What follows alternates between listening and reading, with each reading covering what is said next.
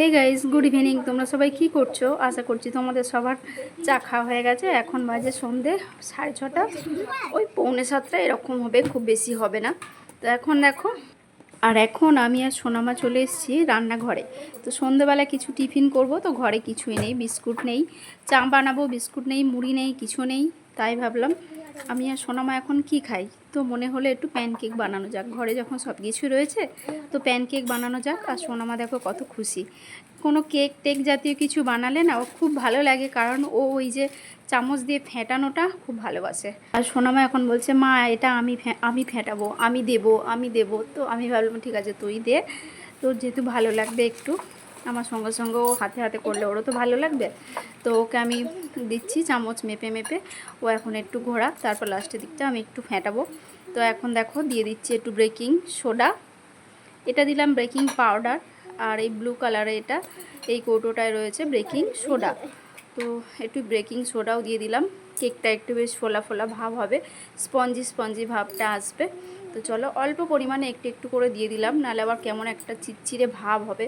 তো সেই জন্য সামান্য সামান্য করে দিলাম। দিয়ে এখন একটু চিনি গুঁড়ো করে নিয়েছি, মিক্সারে পাউডার বানিয়ে নিয়েছি। তো এখন চিনিটা অ্যাড করছি।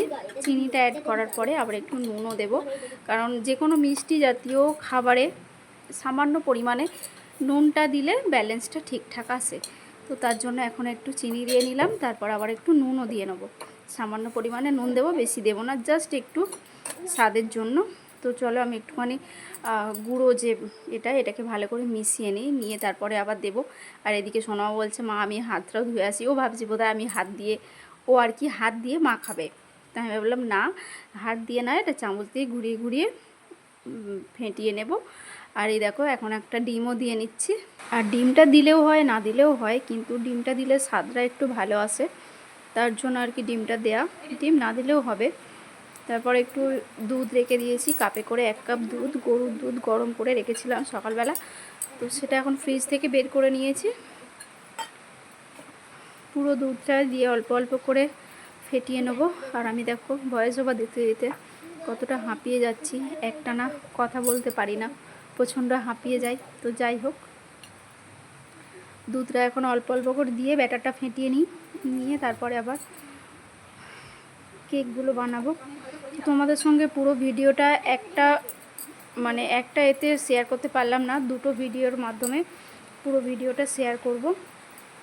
তো চলো, এদিকে ব্যাটারটাও আমার মোটামুটি রেডি হয়ে গেছে।